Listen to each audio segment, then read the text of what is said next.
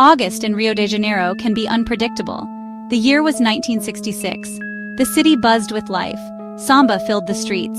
But high on a remote hill, a strange and silent scene was waiting.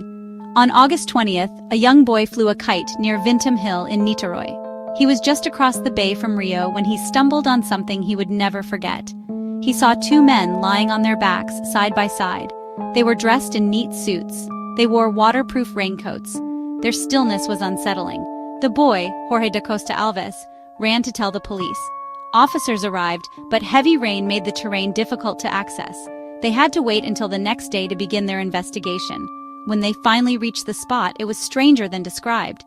The two men were perfectly arranged on a bed of cleared vegetation. They looked almost peaceful, as if resting. But something was very wrong. The men were deceased. Questions filled the air. Who were they? How did they get here? And what were the bizarre objects next to them? The scene was a puzzle. One man was identified as Manuel Pereira da Cruz, the other as Miguel José Viana. Both were electronic technicians from a nearby town. Beside their bodies, police found peculiar items: an empty water bottle, a small packet, 2 wet towels. Most disturbingly, each man wore a crude lead mask over his eyes. The masks were simple, workshop-made, like rudimentary eye protection. Their purpose was a complete mystery. The masks became the baffling symbol of the case. The initial survey offered no easy answers. The discovery on Vintim Hill would become the opening chapter of one of Brazil's most enduring unsolved mysteries. Who were these two men? The police quickly identified them: Manuel Pereira da Cruz, 32, Miguel José Viana, 34. They were not criminals or spies. They were ordinary family men. They lived in Campos dos Goitacazes, a town north of Rio. They worked together as television and radio repairmen. Friends and family called them hardworking and reliable. They shared unusual interests: spiritualism, science, and the possibility of extraterrestrial life. That fascination led to a final, fatal journey. Their journey began the morning of August 17th, 3 days before their bodies were found. They told families they were going to Sao Paulo to buy electronic parts and possibly a car. They left with a large sum of money. They boarded a bus but got off in Niterói, where Vintim Hill is located. After arriving, they visited a local electronics store and bought waterproof raincoats. Then they went to a bar. A waitress remembered them. Miguel seemed very nervous, checking his watch. He looked like he expected a critical appointment. They ordered a bottle of water, the same brand found at the scene. That was their last known interaction before heading up the hill. Their behavior looked like a mission. They took a jeep to the base of the hill, asked to be dropped, and began the climb. That was the last time anyone saw them alive. They ascended the hill carrying water, raincoats, and their mysterious lead masks. They were apparently going to meet someone, or something. Their families knew their interests, but never imagined this. Their ordinary lives had turned tragic and extraordinary. The physical evidence found at the scene only deepened the mystery. The lead masks were the most talked-about clue. They were cut from a sheet of lead with simple holes for viewing. Investigators wondered if they were meant to protect the men's eyes from something, perhaps a bright light or some form of radiation. The masks were handmade, suggesting the men had crafted them for a specific, secret purpose. They were not a standard piece of equipment for any known activity.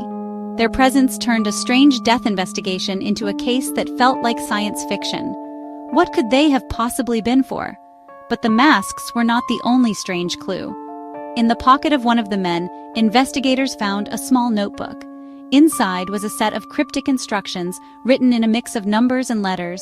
One of the deciphered messages read, 4:30 p.m. be at the agreed place. 6:30 p.m. ingest capsules. After effect, protect metals, await mask signal. This was a bombshell. It sounded like a schedule for a secret ritual. It mentioned capsules and a mask signal, connecting the note directly to the lead masks. The note transformed the case. It was no longer just a strange death scene. It was a planned event. The men had followed a precise set of instructions. The mention of protect metals was another confusing detail. What did it mean, and what was the effect they expected after taking the capsules? Police now believed the men were part of something larger, a secret group perhaps. The money they had with them was also a point of confusion. The cash they left with was missing when the bodies were found. If someone had robbed them, why take only the cash and leave other valuables? Why leave the scene so meticulously arranged? The autopsy report was supposed to provide clear answers, but it did not. the medical examiners were just as confused as the police. They conducted extensive toxicological tests on the men's bodies, looking for poison, drugs, or any substance that could explain their deaths. The results were, honestly, kind of shocking. The tests came back negative. There was no trace of any known poison in their systems. The coroners couldn't find any evidence of the capsules mentioned in the note either. Their organs were examined, but no cause of death could be determined. The lack of a clear cause of death was a major obstacle for the investigation. Without it, police just couldn't say for sure if it was a homicide, a suicide, or maybe even a tragic accident. The official report listed cardiac arrest as the cause, but honestly, this was just a generic conclusion. It simply meant their hearts had stopped. It didn't explain why. The absence of any poison led to a bizarre theory. Some suggested they might have been exposed to a substance so advanced or unknown that 1960s technology couldn't detect it. This idea, once whispered, actually began to gain traction. Police pursued every lead they could find. They looked into the men's background.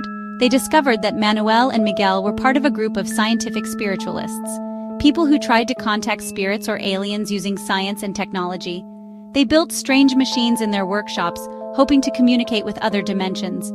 This seemed to explain their trip to Vintim Hill. They were likely there to conduct an experiment. Police questioned other members of their circle, but accounts were inconsistent.